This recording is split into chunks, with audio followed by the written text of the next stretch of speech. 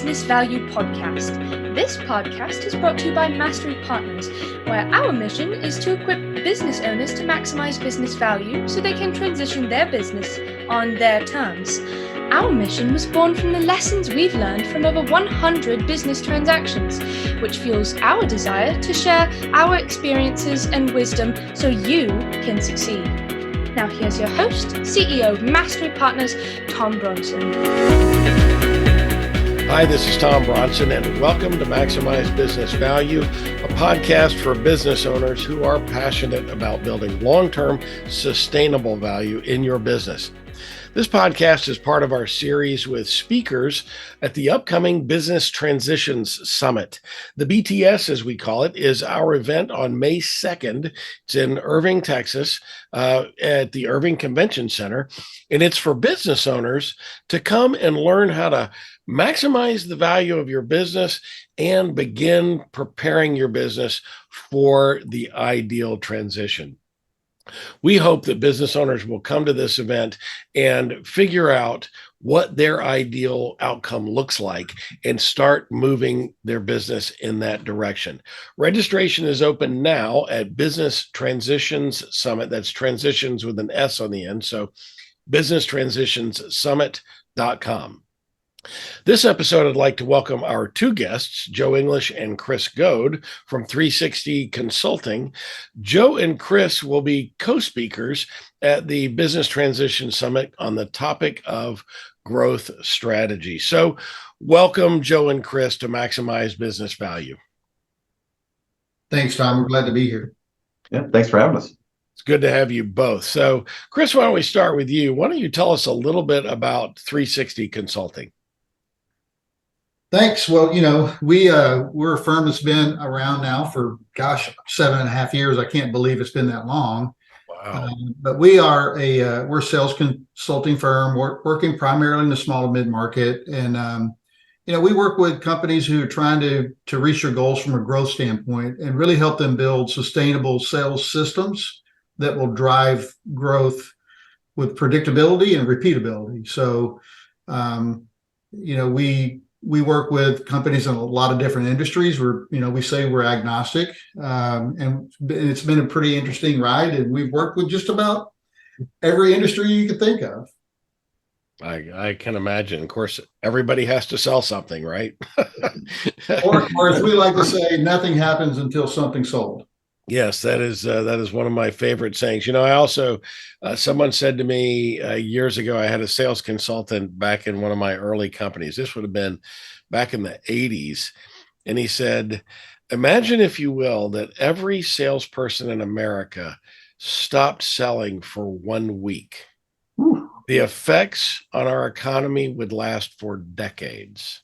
No doubt. And I think that that's true. Sales is so important, and there's a lot to learn there, and you guys do a fantastic job. And in fact, that's the topic that you guys are speaking on at the upcoming Business Transition Summit. Your topic is growth, scaling to exit, or should I grow or should I sell? Because frankly, a growing company is always worth more than a flat or declining company. So that's your topic. Tell us a little bit about your session. So we fundamentally think that great companies have great sales systems. And that's what we help our clients do, is really put in great systems that do not rely on the business owner to be the rainmaker for the business. So we're going to key in, Tom, on the key pillars of a great sales system. And, those things are really around your go-to-market strategy, your ideal customers, your value proposition, the people that you have, and the roles and responsibilities that you have in your sales system.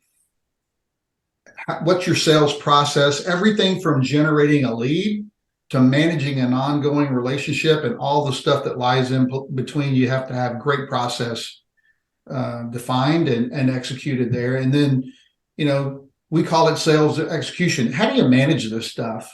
What are your KPIs, your leading indicators? How do you have true predictable pipelines of future revenue and future success? What tools do you need, whether it's CRM, business intelligence tools. How do you hold great sales meetings that people want to attend and are productive? And all the way down to, gosh, how do I have a productive one-on-one with the people that are on my sales team? They're the face of your company. And so you want them to speak your language and really be someone you can be proud of representing your company. Boy, that is a lot packed into a 45-minute session. I don't know that we'll get to the very depth of all of that, but I think that when we lay out those things for people and they start to dig in and they understand those 4 key pillars, and just think of your sales organization is really the engine that drives your business. And I know we, tongue in cheek, we said nothing happens until something's sold, but it's really true. I mean, everything you do is tied to the revenue that you generate in a business. And I think what's so great for us and exciting for us to be part of the Business Transition Summit and working with you and the team around that is, we've seen the effect that great systems for sales can have for business owners to really help them set the stage for that transition, whether it's now or whether it's 5 years from now or 10 years, whatever that is. If you can build that repeatability and that sustainability that's driving customer acquisition and growth from your existing customers, your business becomes exponentially more valuable to you or to whomever you might sell it to. I think the key word that I want to hone in on here is process, right? It's all about process and having a duplicatable process, whether that's in sales or anything else. But sales is no different than any other component of a business. And to me, a lot of people, I've spent a lot of my career in sales because I happen to be one of those CEOs that love sales, right? And I tell people it's not a big mystery. It's paint by numbers. If you have a process, if you have a system that you can use, and it's duplicatable, then anybody can do that stuff, right? And so it helps to have the right personality for it. But you can teach people how to do that stuff. So I love what you're talking about there. It's funny, Tom. We Joe and I love sports analogies because we both love sports. And I know you do too. We might not enjoy the same teams. Okay, that's okay. Yeah, let's not get into that on the podcast. Yeah. But what I, the analogy that we like to use is, I grew up in the 70s, and college football teams ran the wishbone or some variation of, the triple option. And what was beautiful about that is the system was sustainable. Colleges could rely on, if I have a great system, I can plug and play players and guess what? If you actually look at the core of a triple option offense in football, it's really not very complicated. It's, a dozen or few more plays, run out of a dozen or more different looks and sets. And what made those offenses so unbelievably successful was just laser execution. So we look at sales as that process and that laser execution. And you don't have to have the best plan, but you do have to have the best execution. Now, if you have a great plan and great execution to go with it, well, then you become Oklahoma and Nebraska of the 70s, right? Yep. That's exactly right. I love those analogies. And every time someone talks about the triple option, though, I can't help but think about the movie Back to School with Rodney Dangerfield with Triple Lindy. Yes. One of my favorites. I was a diver. Oh, really? Okay. Did you ever do a triple Lindy? Hadn't heard it until I saw that movie. That's right. So Joe, what can the participants, the people who come to this session at the BTS, what can they expect to learn at this session? Well, so I'll kind of double down a little bit on what Chris said, but put some flavor to it. Sales is kind of this awesome blending of of art and science. And what most people think, and what, quite frankly, most business owners think, is it's the art, right? They'll put somebody in charge of sales, even maybe themselves. They know their business, the thing that is that they do, and because they're passionate about it, they'll go talk to people about it and they will sell. And then they put somebody into sales because, well, they're a social butterfly.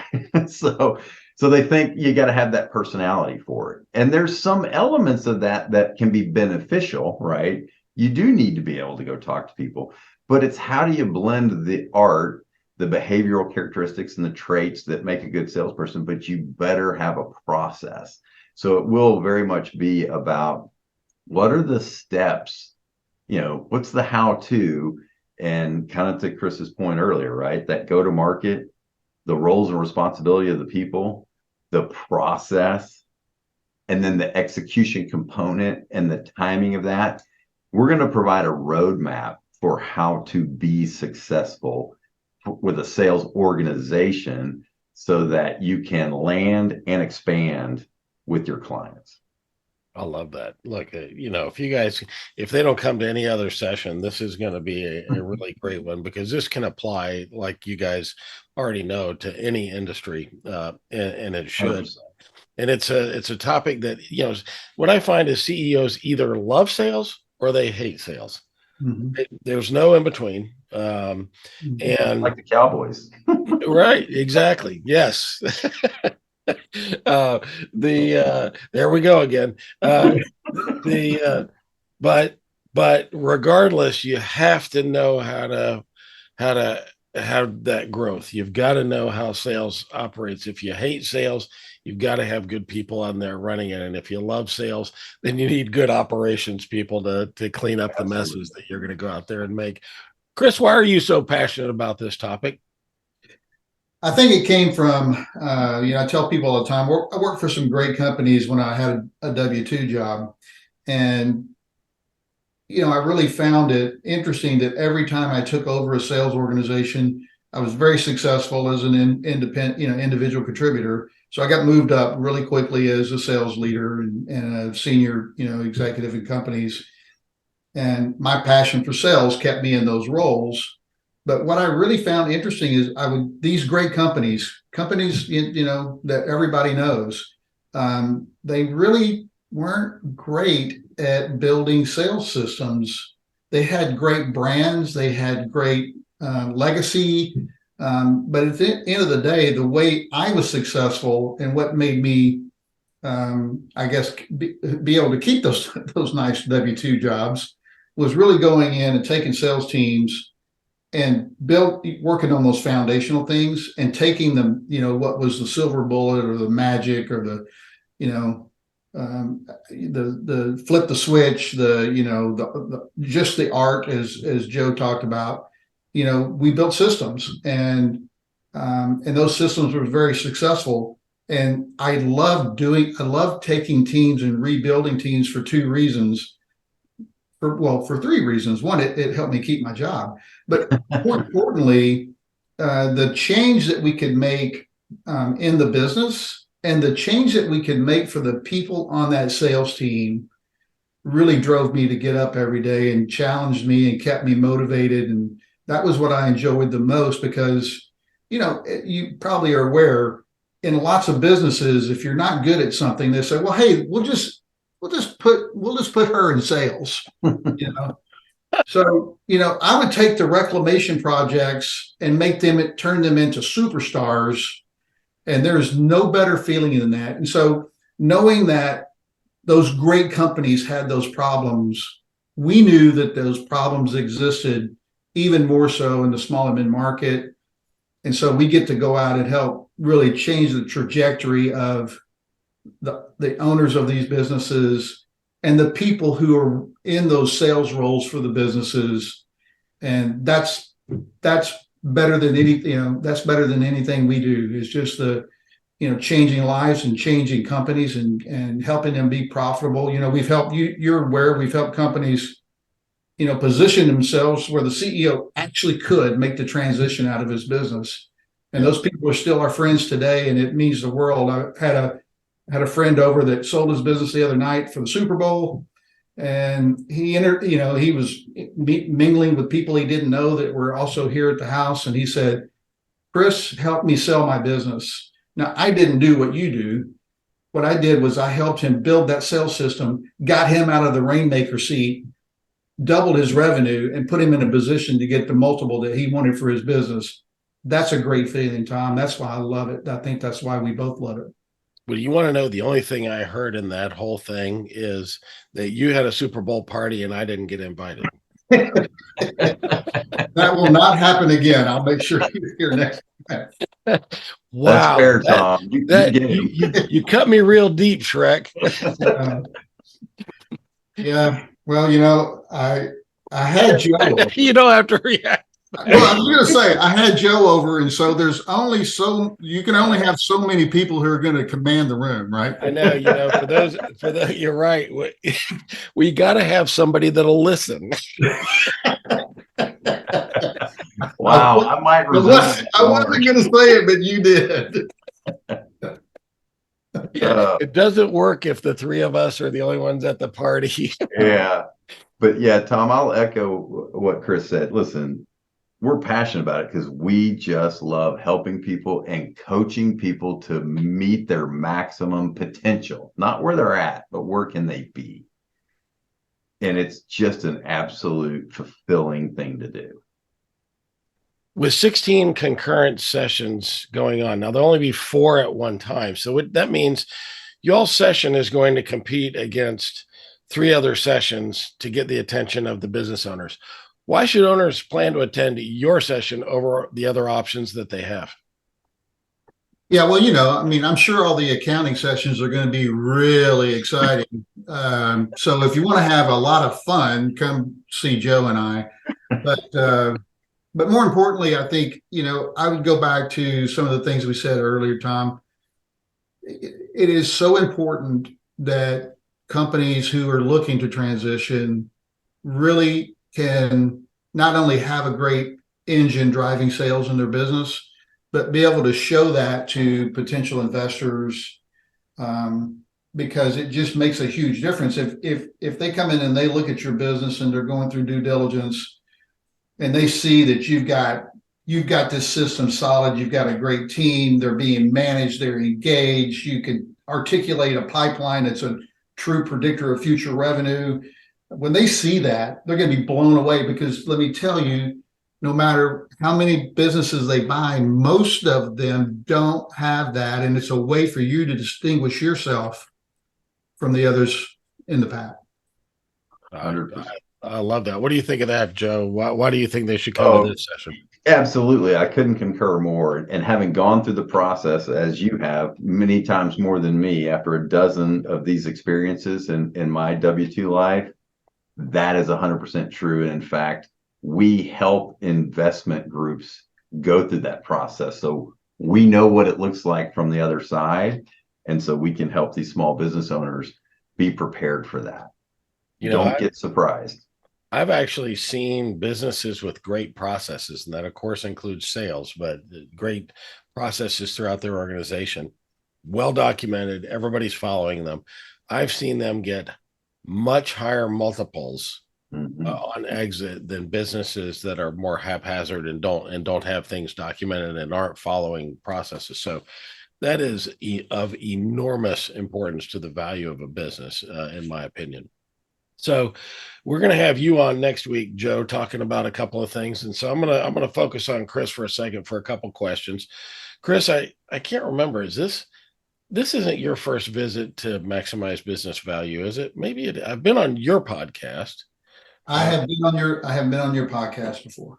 Okay. So I've asked you this question probably before, but it's still meaningful, right? And the answer doesn't have to be the same, although I will go look it up and tell you. I'm just kidding. I won't. This podcast is all about maximizing business value. What is the one most important thing that you would recommend business owners do today to build value in their business? Well, I think I'm a little biased because of what I'm passionate about and what we do at 360 Consulting, but I would say if you have a growing business with killer margins for your industry, those may be different for different businesses, but if you have those two things in place, they're going to maximize value probably more than anything you could possibly do. I think that is some great advice. Yeah, if your margins are better than your industry's margins, that's enormous value. People will pay way more for that if you've already cracked that code, so to speak. So come to this session so you can learn how to do that. And Chris, I have to ask you a bonus question. What advice would you give to your 18-year-old self? Oh gosh, that's a really great question. Now, your 18-year-old self probably won't listen, but what advice would you give him? Yeah, my 18-year-old self probably would not have listened. I think that I would tell my 18-year-old self to, I'm a student of business, but I've been a student of business by being in business for so long and doing so many different things and having fortunate opportunities to be around great people, present company included. And I would tell my 18-year-old self to be around those people more, to dig into, to seek mentorship, and to dig in and learn from people who've been there and done that and who are experts, so that I could have applied that better and faster without having to hit so many trees along the road. Yeah, that is great advice to give to a young person. I've heard all of this because I've done this on the podcast for a few weeks now. Man, it's the kind of advice that you'd love to just grab an 18-year-old and go, okay, just listen to all of this. Right? Because that's such an important one, right? You become the people you surround yourself with, right? And so being around great mentors and I think that is just very solid advice. Even now, at our advanced, decrepit age, that's still great advice for us. Yes, it is. So awesome. How can our viewers viewers and listeners get in touch with the two of you? Chris, you first. I think it might be the same way. Yeah. So the website is 360consultingdfw.com. You can find us on LinkedIn and social media, and you can also send us an email, Chris at 360consultingdfw.com and Joe at 360consultingdfw.com. We keep it easy. Yeah. And hey, if you want to call me or send me a text, it's 817-800-9546. That's awesome. Awesome. Joe, same for you? Yeah, absolutely. So text Chris. Yes. Yeah. He's my filter. We talk to each other way more times a day than we want to. Yeah, unfortunately, probably more than our wives. It has been so much fun to have the two of you guys on. I really hope that folks will come to your session. Thank you for sharing your knowledge with us today. You bet. Anytime. You can find Joe English and Chris Goad at 360consultingdfw.com. You can find them on LinkedIn. You can reach out to me, and I will be happy to make a warm introduction. As you can see, I like hanging out with these guys as well. Maybe at next year's Super Bowl party. This is the Maximize Business Value podcast, where we give practical advice to business owners who want to build long-term sustainable value in their business so that they can transition on their terms. Be sure to tune in each week and subscribe to our channel wherever you found this episode. Until next time, I'm Tom Bronson, reminding you to go today and register for the Business Transitions Summit at businesstransitionssummit.com so you can learn how to maximize business value. Thank you for tuning into the Maximize Business Value podcast with Tom Bronson. This podcast is brought to you by Mastery Partners, where our mission is to equip business owners to maximize business value so they can transition on their terms. Learn more on how to build long-term sustainable business value and get free value-building tools by visiting our website, www.masterypartners.com. That's master with a Y, masterypartners.com. Check it out.